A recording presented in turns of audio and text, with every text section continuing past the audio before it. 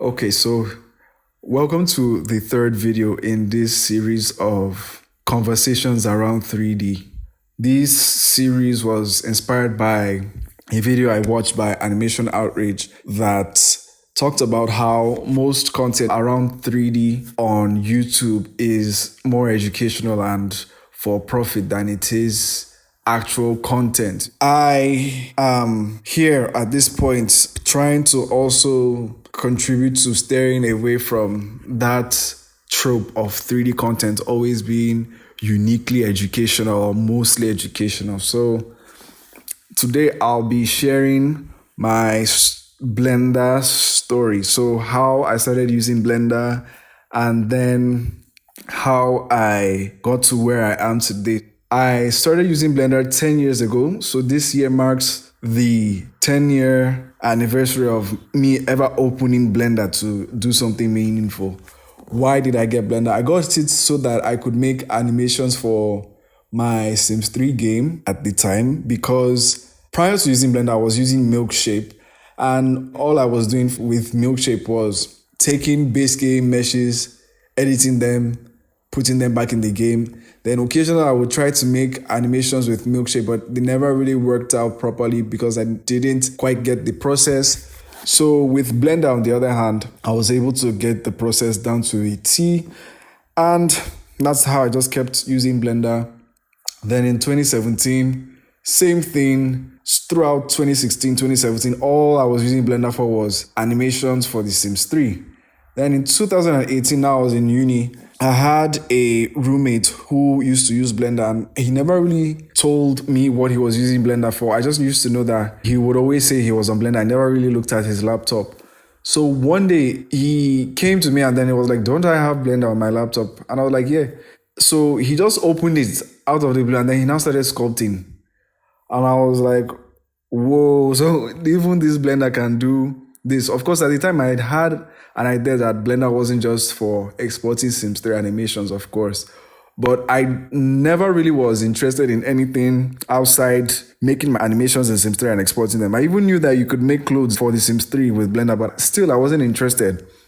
But that moment was one of the moments that would eventually trigger me to be more curious about Blender beyond making animations for Sims 3.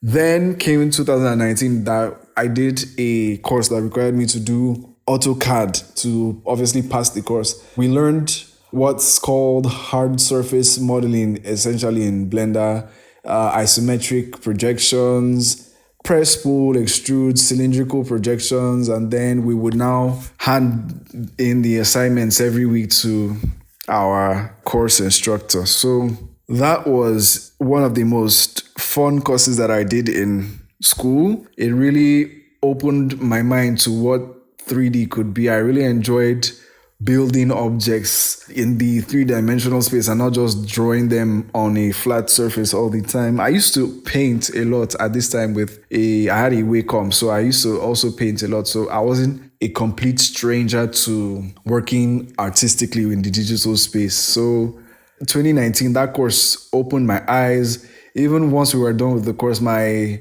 Autodesk license was still valid. So during the summer break after school, I would still work on personal projects in AutoCAD. Then came 2020. I just had this gnawing desire to have an avatar that looked like DJ Khaled. And at the time, there weren't any plus size male bodies on IMVU. So I was like, okay, I have to do this. This is my calling. So at this point, I had been on IMVU for 7 years. I had been part of editing competitions. I was really familiar with editing, digital picture manipulation, drawing, shading, all of that. I had the year prior won my first editing competition. So I was like, maybe I can explore other things beyond editing pictures for IMVU. And like I said, I had a gnawing desire to have an avatar that looked like DJ Khaled, because I was really immersed in that whole vibe of these 2018, 2017 icons like Bad Bunny, J Balvin, El Guincho, DJ Khaled, Rosalia, all of them. So DJ Khaled was like my style icon if I had any. Obviously, I couldn't dress like him because Number one, did I have the money for those clothes? But number two, I had him more of like a mental style icon than I did a physical style icon, in the sense that I wanted physically to present like him, but I definitely wanted an avatar that looked like him at the time. So I found the IMVU base body files somewhere on the internet, right? I looked through YouTube, found the tutorials. The tutorials led me to links. I downloaded the files and the links, and then I was able to get the files. So what I did with those files is I exported them to Milkshape. I didn't know that you could do all the modifications that you could do or that I wanted to do directly in Blender. No, I was still so bound to this Milkshape thing. I did the body editing in Milkshape. Then I now exported it back to Blender, and I was like, okay, we have questions that need answers now, because how do I make this body move? How do I get it into IMVU? So I just went on a tutorial hunt. I eventually found out, okay, this is how you make it move. You're just going to transfer the weights, and then to this one, I was like, okay, I transferred the weights. Transfer the weights, it wasn't working. No, you add the armature after. Okay, good. I did that one. My body was moving, but my body didn't have the skin color. I was like, ooh.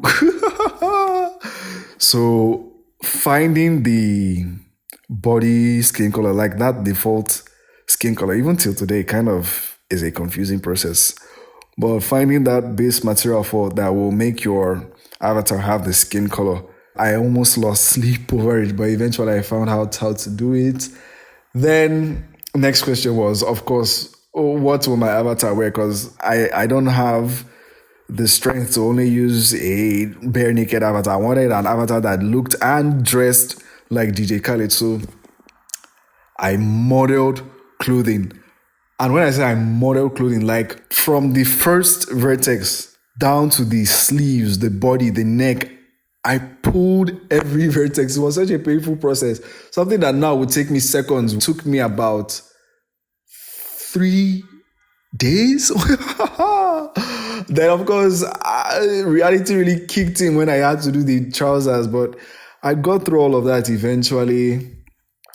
Learned how to do material sets, indexed them and all of that, exported them, and okay, I imported them into IMVU, and then they were invisible. Like, okay, what's going on?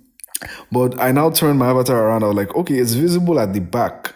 That's how I now knew I needed to double the sides. Now, mind you, I didn't even think, of normals. I didn't know what normals were, but I just knew, okay, maybe if I double the sides, it will work. And it did work, but that wasn't the solution I was looking for at the time. I just did it, and I'm like, well, it looks okay, right? The lighting is off fine enough, but it looks okay, right? That's all I care about. Uploaded it like that to IMVU. That was such a daunting yet rewarding process.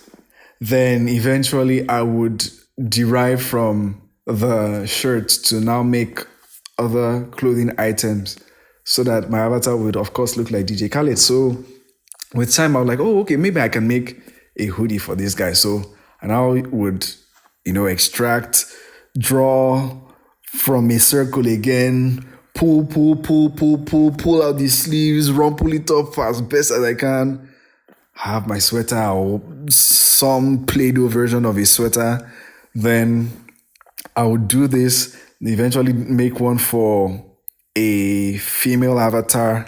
I think the avatar's name was Hefe, and the female avatar's name was Chica. So Chica, I don't even know why I went ahead to make Chica especially. I think I just wanted to experience making clothing for both male avatars and female avatars. So that was how it went throughout 2020. With time, I started to do accessories, glasses, hats, and everything. The occasional collab here and there, really encouraging. Then I would get, the occasional custom requests when I started to fine-tune my modeling process. Again, all those, my early models, they all took me about at minimum 6 hours to make things that, looking at them now, I would just make in seconds, just quickly, just get it going. But back then, everything, every vertex, I pulled it, arranged it, smoothed it, carved it, did the unwrapping in this way. And so funny. I remember how I thought the bigger your UV, the bigger the texture. Boy, was I wrong. I was so wrong.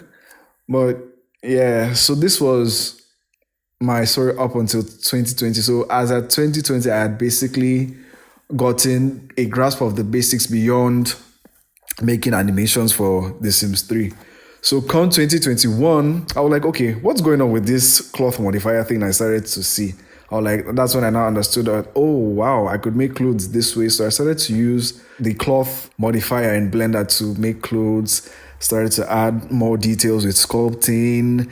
Then I also started to learn a bit about retopology and all of that. Then same 2021, I had the opportunity of doing this collab that was featured in some way in Vogue. That was cool. I also made my first line of body shapes for IMVU that same 2021. That was the year that I made my SOB 3D alt to make these body shapes because I didn't want them being buried within my store because I was going to make other items within my store. Started to learn how to make other dresses and everything. Did the layers, did the weights, learned how to maintain topology. That was basically what I learned from making multiple body shapes in 2021. I learned how to preserve topology. I learned how to spot patterns that would help foster mass production in 3D. I also started to learn about different modifiers. I think that was the year I learned about the array modifier. I learned about also the mirror modifier. Oddly enough, can you imagine? I never knew about the mirror modifier until 2021. Also, oddly enough, my weight painting process was dramatic. I would reiterate, re-edit, pull them out of the store, put them back. Every glitch I would notice, just had to do the whole thing manually, basically, because the base weights from the body, I just assumed they were fine. Oh, did I know? did I learn that that wasn't the case? So with time, I eventually got more comfortable with weight painting. But that's how 2021 moved for me, basically. Cloth modifier, I would say it was the highlights of my Blender learning. And at this point, in general, I had become very comfortable with modeling things in Blender and meshing things in Blender, uploading them to IMVU, and even outside IMVU would make boxes. Then I would also later in 2021 learn how to use the Cal 3D export, and that really helped me when it came to animated products and products with custom armature. So I now started to make animated items for IMVU, and that was one of the most fun set of projects that I've done. All those animated meshes I made back then, I still make animated projects now, but with the FBX process, it got slow. So that's why I would eventually find a way to make the IMVU Cal 3D exporter that I did just a couple weeks ago. Then 2022, school's about to finish. What I'm doing now is basically the same cloth modifier, making clothes. I am in familiar territory as at 2022, but I'm now making more bodies. I think I did another line of bodies at this point, another line of bodies with their layers and individual meshes and dresses and all of that. I think this was the year that I got featured on the IMVU showcase for the first time. So that was a big deal. I had exams while that thing was going on. So it was tough to meet up the deadline, but I was happy that I met it because I got featured on the showcase and everything looked nice. There was also some other major collaborations in 2022, major releases from my end as well. Then 2022, around July or something, I found out that Aquarium Princess made a dev kit. I was like, whoa. So I got it and it wasn't working because I was still on Blender version 2.7 actually, because the Cal 3D extension only worked for Blender 2.7 downwards, and I wasn't ready to let it go. Aquarium Princess's dev kit was actually what made me upgrade to what was Blender 3.2 at the time. I looked at it, I was like, IMV just got real. So I tried making something with it, but because I was still in school wrapping up, last year, brouhaha and everything. I couldn't really focus on making something with it. And on the side, I also had another lineup of bodies that I wanted to put out. I was like, well, okay, I have these bodies, right? And they're just here. How about I go ahead and teach people what I already know, and then in the process, learn something new if I can. But I was so scared, but Aquarium Princess, the dev kit that she put out, actually gave me the confidence to finally start making tutorials. But I didn't want a situation where I was using that particular dev kit and I would run into issues that I couldn't resolve. So I was like, okay, I've made bodies that work to an extent. I've been using these bodies for at least at that point 2 years now. Even if there are glitches that I can resolve. How about I use one of these bodies and then I use it for the tutorial just to show people what I had, because I really wanted to get the IMVU creator base to a point where meshing was no longer a threat. That's what really triggered this channel, or this iteration of this channel, because I had content on this channel before and no.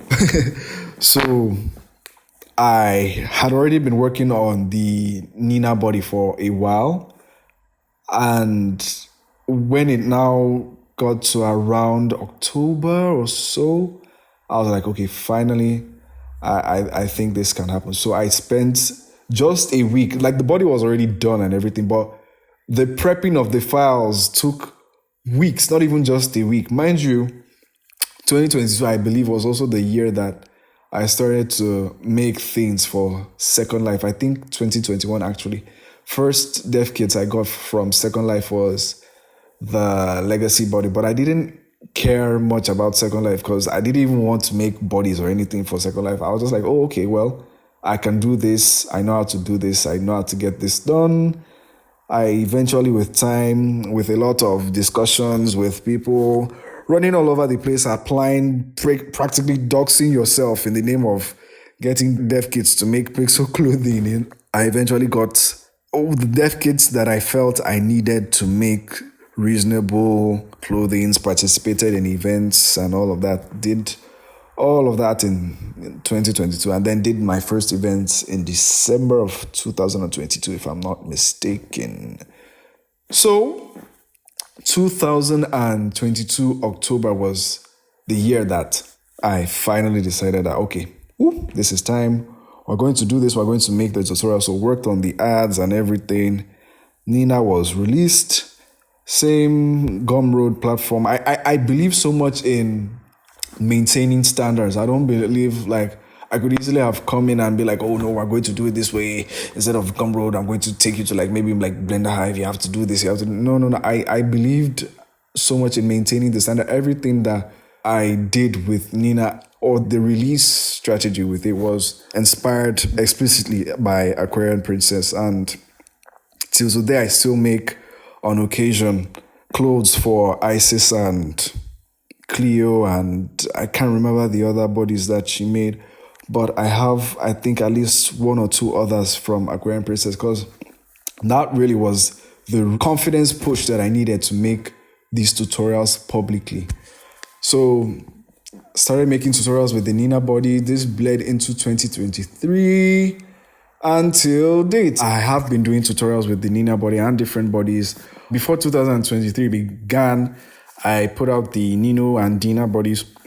I was, working, trying to use the free time that I would have to do 3D projects and all of that. Got more familiar with Marvelous Designer. And yep, that was just all I did.